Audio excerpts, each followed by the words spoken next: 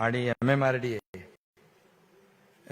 आपल्या इन्फ्रास्ट्रक्चरमध्ये पुढे आहे, त्यामुळे ते MMRDAचे श्रीनिवासन, खासदार राहुल शेवाळे, खासदार डॉक्टर श्रीकांत शिंदे, सिडकोचे MD संजय मुखर्जी, आपल्या जिल्हाधिकारी मॅडम, सगळेच उपस्थित मान्यवर, मी सगळ्यांनाच खूप खूप मनापासून आपलं अभिनंदन करतो. सगळ्यांना आपले आमदार कालिदासजी कोळंबकर पण आहेत, सगळेच उपस्थित मान्यवर. सगळ्यात आधी मी राहुल शेवाळे यांचं अभिनंदन करतो, कारण तुम्ही आणि तुमच्याबरोबर श्रीकांत पण आहे, आपले लोकसभेतील आपले शिवसेनेचे बाळासाहेबांच्या शिवसेनेचे गटनेते आहेत. ते मुंबईसारख्या महानगराच्या विकासावर सर्व बाजूने म्हणजे सगळ्या अँगलने विचार करणारा, कदाचित मला वाटतं हा पहिलाच, श्रीनिवासनजी बरोबर आहे ना, पहिला हा परिसंवाद असेल ही कॉन्फरन्स जी आहे. इतर जे काही कॉन्फरन्स वगैरे सगळे आपण पाहिल्या, रिअल इस्टेटच्या झाल्या, इतर झालेल्या आहेत, परंतु हा पहिला संवाद आहे की मुंबई महानगर जे आहे त्याच्या विकासावर, डेव्हलपमेंटवर हा एक चांगला कार्यक्रम या ठिकाणी परिसंवादाचा आयोजित केलेला आहे. आज उन सभी जो बिल्डर है, अभी जितू भाई इधर आए थे, सभी लोग, परसों अपना रियल इस्टेट का भी एक्सपो हो गया वहां पर, जो आर्किटेक्ट है सभी लोग इसमें जिन्होंने मुंबई को एक आकार दिया है, इस अवसर पे सभी लोगों को मैं उनका अभिनंदन भी करता हूं, उनको बधाई भी देता हूं. जो एक्सपर्ट्स है, जो डेवलपर है, ये सभी लोग जो है ये मुंबई में पले बढ़े हैं हम लोग. और जैसे मुंबई हम थाना, अभी तो थाना मुंबई क्या एक ही हो गया है, लेकिन मुंबई एक बहुत जो सबके लिए एक बड़ा शहर है और बहुत ही महत्वपूर्ण भी शहर है. और इसमें पिछले कई पीढ़ियां जो है, वर्षों से लोग यहाँ मुंबई में रहते हैं. ये सभी लोग मुंबई में पले बड़े हैं. मुंबई ने हम सभी लोगों का पालन पोषण किया है और आज समय आ गया है कि मुंबई के लिए वास्तव में कुछ करना चाहिए. Mumbai is the city of dream. It is the city that never sleeps. कभी सोती नहीं. मुंबई 24 घंटा शुरू है. As we all know, Mumbai is the capital of Maharashtra, economic capital of India, and it is an international trade city. It is definitely one of the biggest cities in the world, but our aim is make it the best city in the world. अपने को best city अपने को मुंबई में बनाना है. And the time is now. अभी समय आ गया है. चर्चा होती है सब कुछ, लेकिन करना और कथनी और करनी में फर्क होता है. अभी आप लोगों ने इसका आयोजन किया है, इससे निश्चित रूप से कुछ ना कुछ हम लोग कर पाएंगे. और सरकार भी बदल गई है सरकार. ये सभी लोगों की सरकार है और इसलिए मुंबई भी बदलेगी, जरूर बदलेगी. और इसलिए मैंने कहा है, आज मुंबई के लिए वास्तव में समय अच्छा आया है. मुंबई को लेकर उनको मुंबई के विकास में जैसे आप सभी लोगों का योगदान है, पॉलिटिकल पार्टियां हैं, सभी नेता हैं, वैसे ये मीडिया का भी बहुत बड़ा योगदान है. ये लोग भी, सब लोग बताते हैं या कुछ खामियां है या कुछ करना चाहिए, और इनका भी मैं निश्चित रूप से उनकी भी प्रमुख भूमिका मीडिया भी निभाती है. कंस्ट्रक्शन टाइम जैसी पत्रिका जो है, पिछले कुछ वर्षों से लगातार निर्माण क्षेत्र और शहरी विकास के बारे में लिख रही है. और एक अच्छी बात है, न्यूज छापना वगैरह ठीक है, लेकिन एक कंस्ट्रक्टिव, पॉजिटिव और प्रैक्टिकल शहर के बारे में या ऐसे कॉन्फ्रेंस का आयोजन करना, ये भी बहुत बड़ी बात है. क्योंकि इससे कुछ हम लोग करना चाहते हैं, देना चाहते हैं, सभी लोग इकट्ठा होते हैं, बड़ी बड़ी नई नई टेक्नोलॉजी की चर्चा होती है और उस शहर को फायदा जरूर होगा. और इसलिए ये जो आपने इनिशिएटिव लिया है, पहल आपने किया है, इसलिए कंस्ट्रक्शन टाइम्स को भी मैं धन्यवाद देना चाहता हूं, आपको भी शुभकामनाएं देता हूं।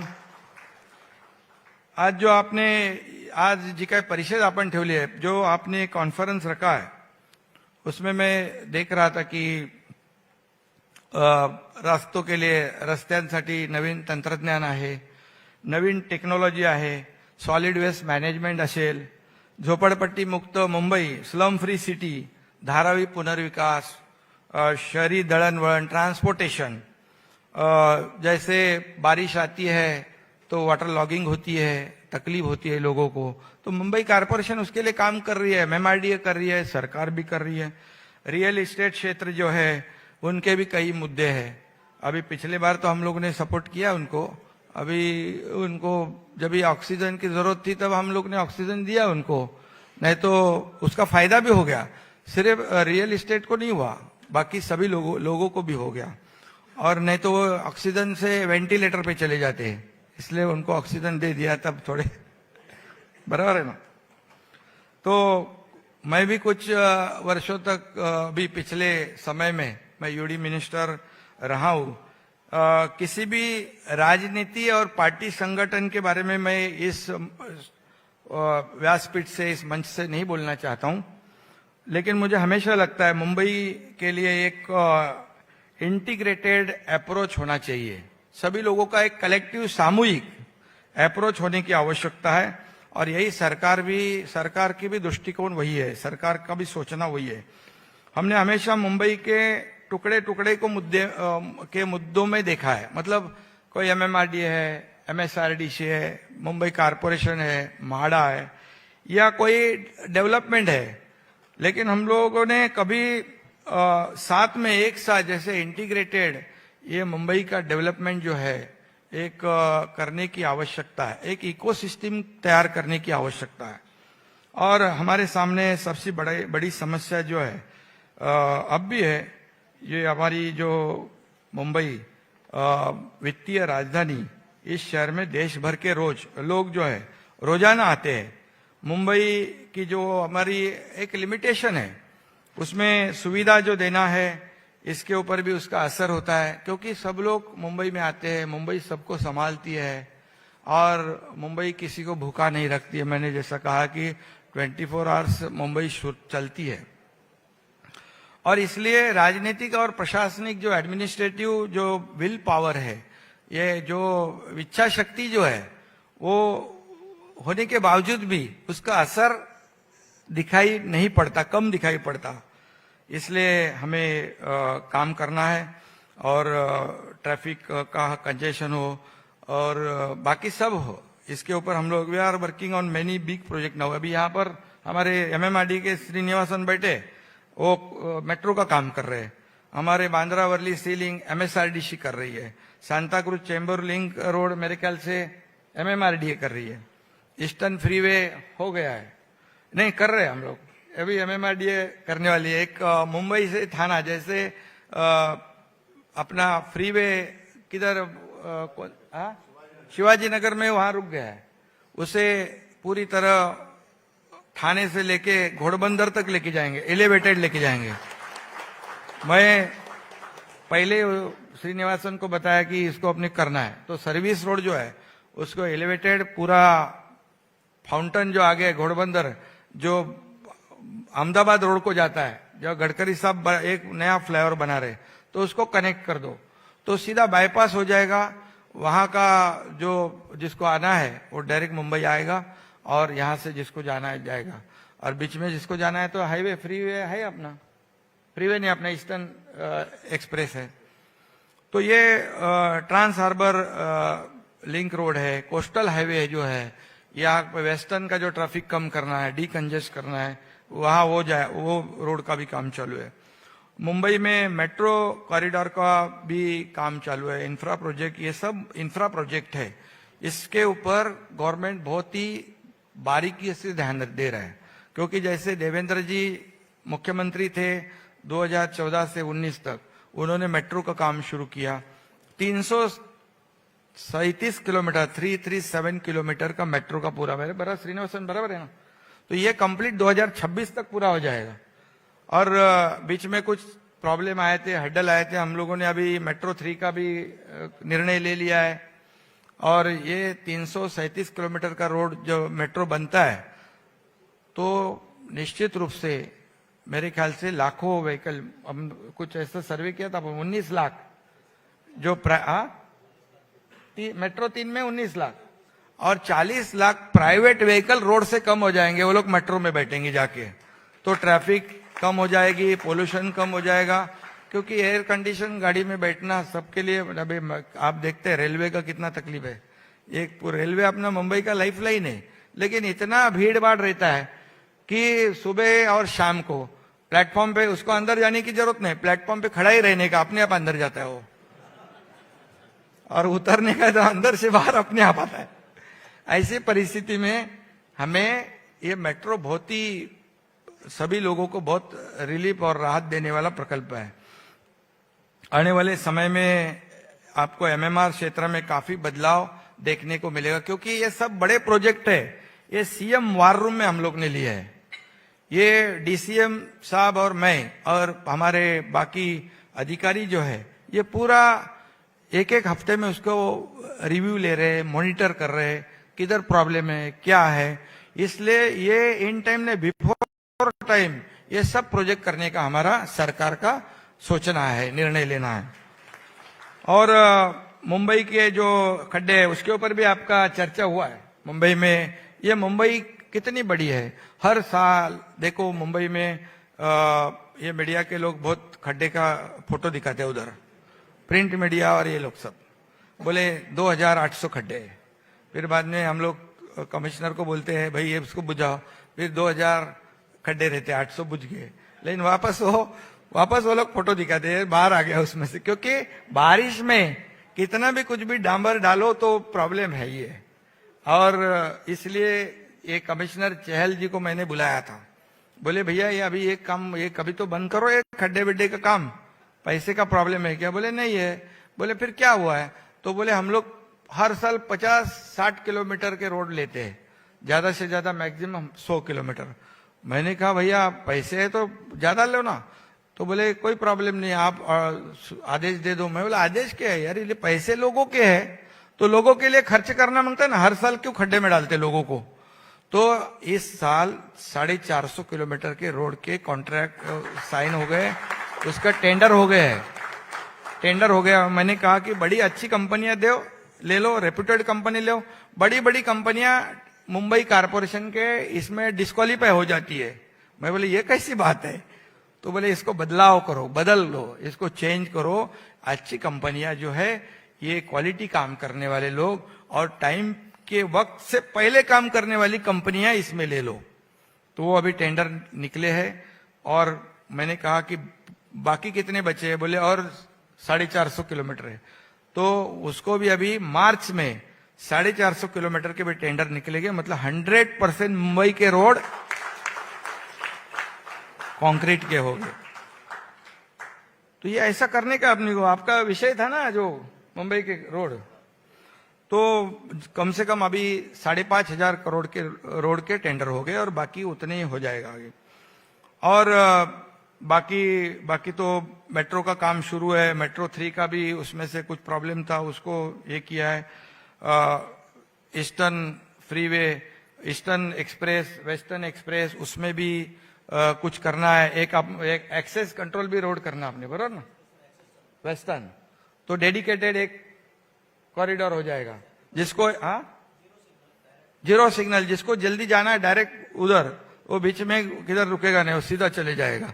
तो ये बम्पर टू बम्पर ट्रैफिक जो है वो कम हो जाएगी। कोस्टल रोड होने तक ये रिलीफ देने का भी काम हमारा शुरू है, लेकिन हो जाएगा ना बाबा।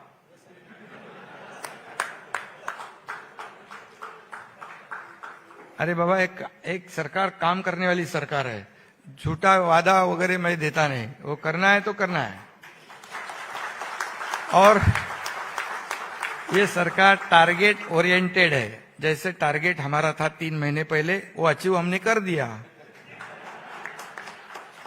बराबर ना, किया ना। तो अभी लोगों की अपेक्षा, एक्सपेक्टेशन बढ़ गया है कि ये सरकार बदली है, काम करने वाले लोग हैं, जैसे देवेंद्र जी अभी डीसीएम है और मैं सीएम हूँ, और उनको भी एक्सपीरियंस है 5 साल का, उसका भी फायदा सरकार के काम में हो रहा है। और मैं खास करके यहाँ पर कहूँगा कि जो आवास योजना जो है उसमें जैसे घर लेना है, हर एक का सपना होता है रियल एस्टेट में घर लेना है।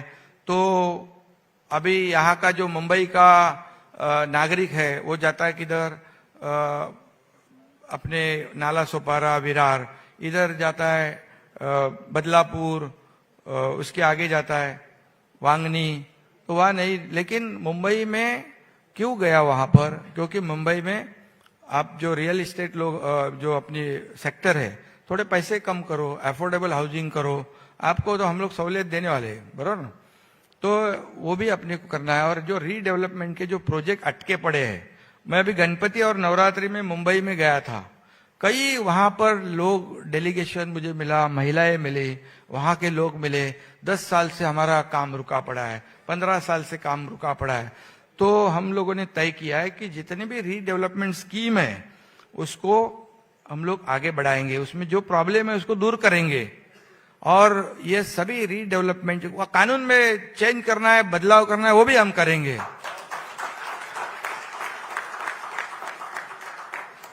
जैसे स्टैम्प ड्यूटी कम की थी, प्रीमियम में सहूलियत दी थी, तभी मैंने कहा कि जब जरूरत थी, तभी कई लोग बोलते थे अरे भैया ये डेवलपर को आप दोगे तो फिर दूसरे लोग आएंगे, सीमेंट इंडस्ट्री आएगी, स्टील इंडस्ट्री आएगी। मैं बोला वो तो इनके ऊपर ही है ना, इनका काम बंद पड़ेगा तो वो भी बंद हो जाएगा, तो इनको देने की आवश्यकता है। तभी उस वक्त भी स्टैम्प ड्यूटी और ये देने के बाद बहुत ही ट्रांजैक्शन हो गया। कभी कई लोगों ने घरे खरीदी, परचेस किया, घर लिया, उसमें डेवलपर को भी थोड़ा सा ऑक्सीजन मिला और लोगों को उसका फायदा। स्टैम्प ड्यूटी भी मेरे ख्याल से डेवलपर लोगों ने भरी थी पूरी 100%। हमारा एक कंडीशन था कि स्टैम्प ड्यूटी लोगों को नहीं भरने लगाओ, लो आप भरो, तो भरा तो वो लोग ने, तो वो भी फायदा हो गया। और इसमें यूनिफाइड डीसीपीआर जो है, कई शहरों में अलग अलग डीसी रूल थे और अलग अलग इंटरप्रिटेशन निकालते थे वहां के, और लोगों को तकलीफ हो जाती थी। तो ये रियल एस्टेट जो है इसको भी कुछ तकलीफ होती थी, लोगों को ही तकलीफ होती थी, और इसमें इसलिए हम लोगों ने यूनिफाइड डीसीपीआर किया, बराबर है ना। यूनिफाइड डीसीपीआर क्यों किया कि रियल एस्टेट जो है ये एक बहुत बड़ा सेक्टर है, और उसमें जैसे कई लोग काम करते हैं, और मैं कहता हूं हमेशा real estate sector is the second largest employment provider after agriculture. Agriculture के बाद ये बहुत बड़ा सेक्टर है, और more than 200 allied industries are dependent on this sector. और इसलिए हम लोग ने भी give many facilities to boost the real estate sector. दिया है हम लोग ने, बराबर है ना, डेवलपर है ना इधर, तो दिया है, जो है दिया है उसको दिया है। और ये जो है, और that time we have applied unified DCPR and it has definitely benefited this sector. Even other states are also studying our unified DCPR scheme. मतलब ये अपने लिए बहुत बड़ी बात है, we are really proud of that. अपने लिए अच्छे, जो अपना यूनिफाइड डीसीपीआर जो हम लोग ने लागू किया, अन्य राज्य जो है वो स्टेट भी इसका स्टडी कर रहे हैं, कैसे हो गया, सब रूल एक समान कर दिया, अलग अलग इसको अभी करने का जरूरत नहीं। पहले बिल्डर लोग 1-1 इंच लड़ाते थे, ये बराबर ना, स्टेयर केस, बालकनी, कबर्ड, अभी आप लोगों को सब छोड़ दिया हम लोग, पी लाइन के अंदर बिल्कुल खेलते रहो और कुछ इंच लड़ो मत, बराबर ना। दिया है, देखो बिल्कुल पूरा देने का, तो पूरा हाथ खोलकर देने का, दिल खोलकर दिया है। तभी ये यूडी मिनिस्टर में पहले था, अभी भी यूडी मेरे पास है, एक ऐसा यूडी मिनिस्टर देखा होगा सब लोगों ने, कि मैंने कहा था MCHI, क्रेडाई, नरेडको, इनको बुलाओ, उनको साथ में बुलाओ, उनका सजेशन लो। प्रिंसिपल सेक्रेटरी हमारे 2-3 उस वक्त काम किया, 2-3 लोगों ने, जैसे चहल थे, करीर साहब थे, परदेशी भी थे, और लास्ट में गगरानी साहब के हाथ से ये पूरा हो गया।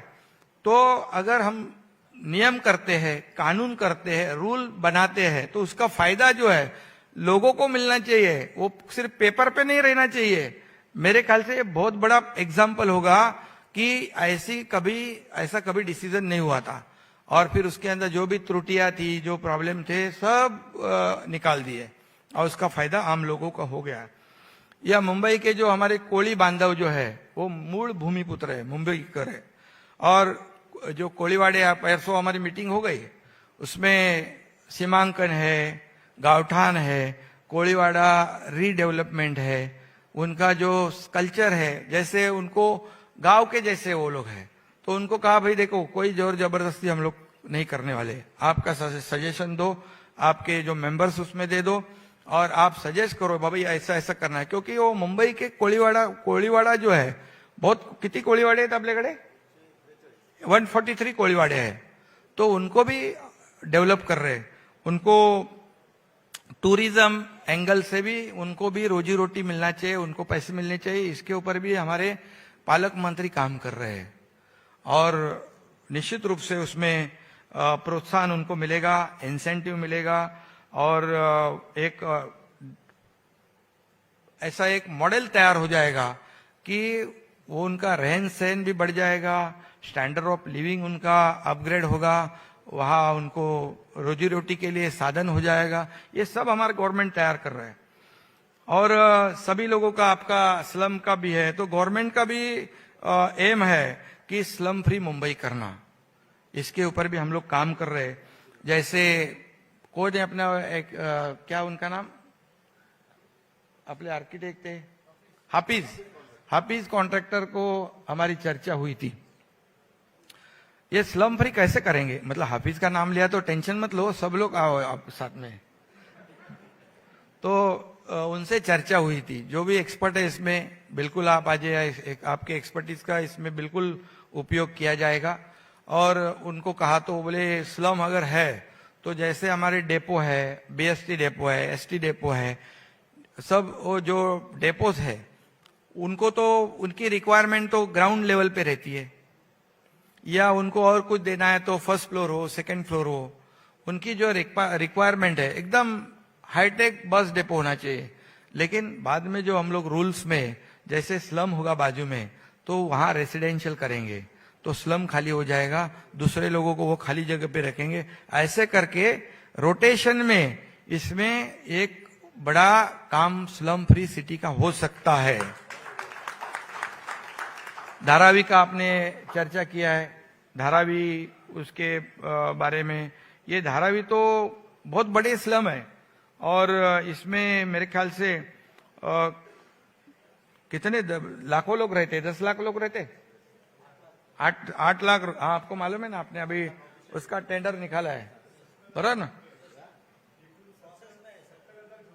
हाँ, 70,000 80,000 जितने भी है, और 7-8 लाख लोग वहां पर रहते हैं। और 95 के बाद धारावी का जो पुनर्विकास योजना जो है, तो वहां पर 2004 तक 86 योजनाओं को सैंक्शन दी थी। लेकिन क्या हुआ है, ये रुका पड़ा है। वह लैंड, रेलवे की लैंड है 45 एकर्स है, उसको लेना है, कोई प्रॉब्लम था, अभी सोल्यूशन निकल जाएगा। और अभी वापस टेंडर निकाला है, बराबर ना।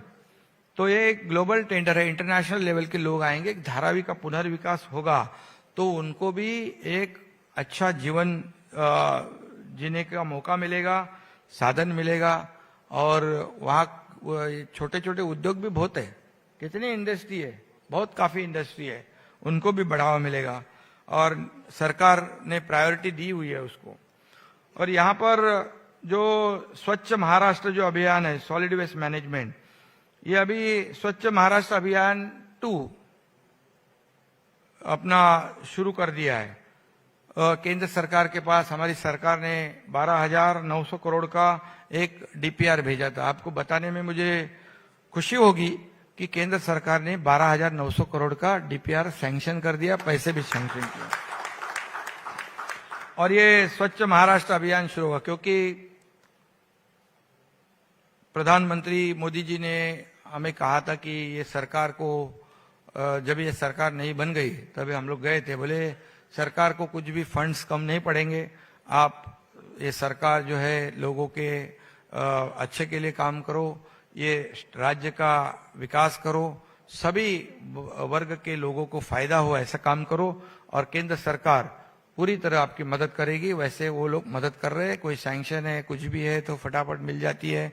कई वहाँ सेंटर के मिनिस्टर है, वो हमेशा कहते हैं कि ये आपके कोई भी प्रोजेक्ट आए, प्रस्ताव आए तो उसे हम लोग तुरंत उसको सैंक्शन देंगे। ये अच्छी बात है, और इसलिए मैं आदरणीय प्रधानमंत्री जी का भी बहुत बहुत आभार व्यक्त करता हूं।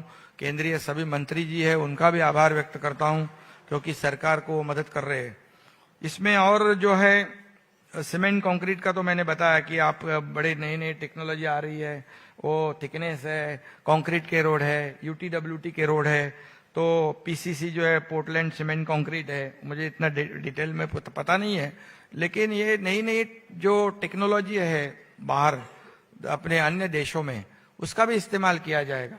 उनको भी एक बार बुलाओ और बताओ उनके पास कैसे रोड होते हैं और कितने उसका क्वालिटी होता है, और लाइफ भी उनका बड़ा होता है।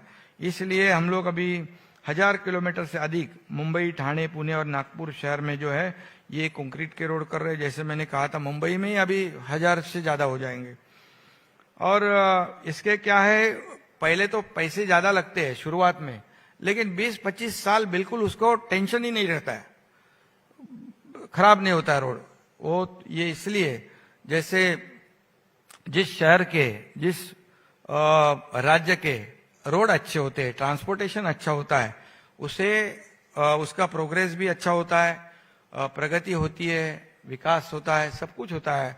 क्योंकि ये मुझे याद है, मैं हमेशा कभी कभी कहता हूं, जैसे अमेरिका जो है उसके पूर्व राष्ट्रपति जो जॉन एफ कैनेडी, उनका एक कोट था, American roads are good not because America is rich, but America is rich because American roads are good. मतलब रोड अच्छे है तो उसका रिचनेस है, उसकी श्रीमंती जो है रोड के ऊपर पहचानी जाती है। ये ऐसे ही काम करना है, इसीलिए हम लोग ने नागपुर मुंबई समृद्धि हाईवे किया। पुणे मुंबई आपको मालूम है, पहले पुणे मुंबई रोड क्या था, कोई बोलते कोई जाता ही नहीं, उसमें गाड़ी ही नहीं दिख रही थी, क्योंकि एक रोड था। लेकिन उस वक्त हमारे हिंदू हृदय सम्राट बाला साहेब ठाकरे जी ने कहा कि 8 घंटा 10 घंटा पुणे में लगता है जाने को, घाट जाम हो गया तो खत्म। तो ये गडकरी साहब उस वक्त मंत्री थे, जो एमएसआरडीसी मिनिस्टर थे, जो मेरे पास भी एमएसआरडीसी जब है तो नागपुर मुंबई देवेंद्र जी और हम लोगों ने मिलके किया है। अभी उसका भी उद्घाटन हो जाएगा जल्दी। तो पुणे मुंबई जो है अभी 2.5 घंटे में हम लोग पहुंचते आते जाते, डेली अप डाउन करते लोग। वहां सर्विस इंडस्ट्री बढ़ गई, आईटी इंडस्ट्री बढ़ गई, रियल इस्टेट बढ़ गई, सब कुछ बढ़ गया ना। वहां रियल इस्टेट को बूस्ट मिला है। ये क्यों हो गया, 2-2.5 घंटे में पहुंचते करके 8 घंटे बोले अरे जाने दो, क्यों जाने का वहां पर, ऐसा होता है। तो इसीलिए मैं कहता हूं कि हम लोग मुंबई गोवा जाते, अभी तो आप लोग तो रोड से नहीं जाते होंगे, आप तो डायरेक्ट फ्लाइट से जाते हैं ना। रोड से जाते हैं उसको बहुत तकलीफ होती है, खड्डे खड्डे खड्डे। तो वो नेशनल हाईवे के पास रोड है, लेकिन अभी गडकरी साहब उसको बना रहे हैं, क्योंकि कॉन्ट्रैक्टर जो है वो बराबर नहीं मिला तो उस काम का प्रॉब्लम होता है। तो अभी वो भी रोड बनेगा, लेकिन एमएसआरडीसी एक मुंबई सिंधुदुर्ग मतलब मुंबई गोवा एक कोस्टल हाईवे जो है वो सिंगल है, उसको 2 लेन का करेगी। मतलब टूरिज्म बढ़ेगा। जो बीचेस है, इतने अच्छे बीचेस है अपने महाराष्ट्र में, कोकण में, तो वहां टूरिज्म डेवलप करने के लिए बहुत पोटेंशियल है, स्कोप है, और उसे भी हम लोग कर रहे हैं। और डायरेक्ट मुंबई सिंधुदुर्ग मतलब Goa greenfield access control road, जैसे नागपुर मुंबई और मुंबई पुणे के जैसे हम लोग कर रहे हैं। तो इससे काफी फायदा हो जाएगा, लोग काफी कम समय में पहुंच जाएंगे, समय बचेगा, फ्यूल बचेगा, पोल्यूशन कम होगा। तो ये सब ध्यान देखते हुए ये पूरे महाराष्ट्र में 5000 किलोमीटर के हम लोग एक्सेस कंट्रोल रोड बना रहे हैं, 5000 किलोमीटर के। तो इससे सभी लोगों को फायदा होगा, कहीं से भी कहीं लोग जा सकते हैं। वहां अभी जैसे नागपुर मुंबई में, मुंबई की बात है, लेकिन मुंबई नागपुर जो है इसके वजह से एक गेम चेंजर प्रोजेक्ट है वो, वहां इंडस्ट्री जाएगी। जो नागपुर में लास्ट में जाएगा उसको ज्यादा फैसिलिटी देंगे हम लोग, क्योंकि वहां अभी कोई इंडस्ट्री जाती नहीं, लेकिन ए रोड के वजह से जाएंगे। इसलिए ट्रांसपोर्टेशन अच्छा होना चाहिए, रोड अच्छे होने चाहिए, इसके ऊपर भी सरकार फोकस कर रही है। ये पोल्यूशन की बात है, स्वच्छता है, ये जो चैलेंजेस है अपने सामने, ट्रैफिक की जाम की समस्या है, इसे भी हमको कम करना है, उसके ऊपर भी काम कर रहे हैं। जैसे मैंने कहा 2-4 प्रोजेक्ट का भी मैंने पहले नाम लिया है। और जो ट्रैफिक कंजेशन है उसको डीकंजेस्ट करने के लिए भी हम लोग, सरकार उसको प्रायोरिटी दे रही है। मुंबई में भी कई लोग हैं, MMRD है, MSRDC है, म्हाडा है, मुंबई महापालिका है, तो इसलिए मुंबई क्या है, काम चालू है सब अभी। इसलिए श्रीनिवासन को हम बोला है कि काम करते वक्त लोगों को परेशानी न हो, इसका ध्यान अपने को रखना है। और आपको ही नहीं, खाली बाकी सब लोगों को अपन बोलते रहते हैं, क्योंकि क्या है, कोई भी क्या किसका भी काम हो, वो बोलेगा सरकार के ऊपर जिम्मेदारी थोप देते हैं। तो सरकार की जिम्मेदारी है, तो आप सब लोगों को यही मेरा कहना रहता है कि अपने को लोगों को जो है सहूलियत देने के लिए थोड़ा अपने काम में बदलाव लाने की आवश्यकता है। जैसे कई अन्य देश है जहाँ उनका काम करने का तरीका जो है, हमारा तरीका जो आज मुंबई में इतने बड़े प्रोजेक्ट चालू है, शुरू है, ये बहुत बड़ी बात है। आज ये अगर कंप्लीट होने के बाद इतना फायदा हो जाएगा लोगों को। खाली मैं टेक्नोलॉजी का बात कर रहा हूँ, जहाँ एडवांस टेक्नोलॉजी है, नहीं तो बाहर के देश में अच्छा काम चल रहा है, हमारे देश में अच्छा नहीं चल रहा है, ऐसा नहीं है। अपने यहाँ मुंबई में इतना फास्ट काम हम लोग कर रहे हैं, ये भी हमारे अधिकारी भी काम करते हैं। श्रीनिवासन, एक बार मैंने फोन किया तो 7:30 बजे साइड पे थे, बराबर ना।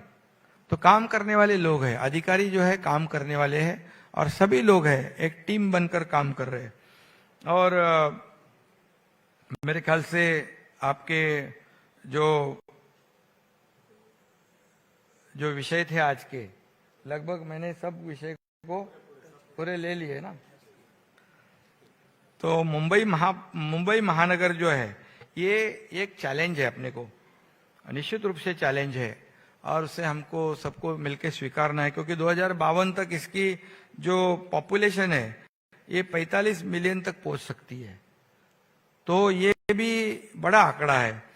इसमें स्लम में 60% लोग स्लम में रहते हैं, 15% लोग इसमें, अभी 60% बोले तो बड़ा आंकड़ा है। और 60 लाख लोग जो है ये स्लम में रहने का ये आंकड़ा है। जैसे धारावी का मैंने कहा, मेरे पास 8-9 लाख है, बराबर होगा वो आंकड़ा।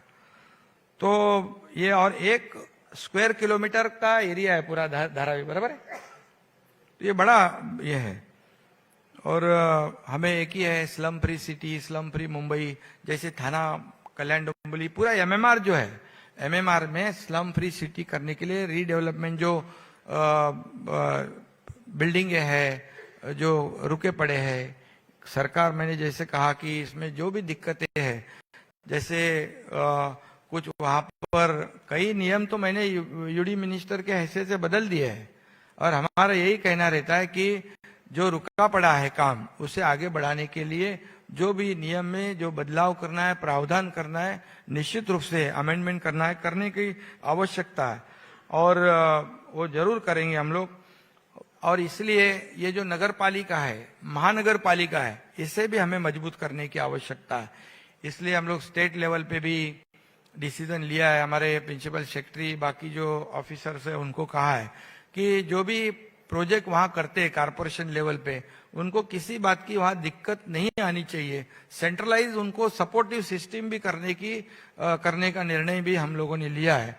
तो ये सरकार के माध्यम से एक पॉजिटिव कंस्ट्रक्टिव स्टेप उठाया है हम लोगों ने, और इसलिए आप सभी लोगों का इसमें योगदान आवश्यक है। और सभी लोगों को एक मुंबई से बहुत बड़ी अटैचमेंट है, एक लगाव है। ये मुंबई हमारी है,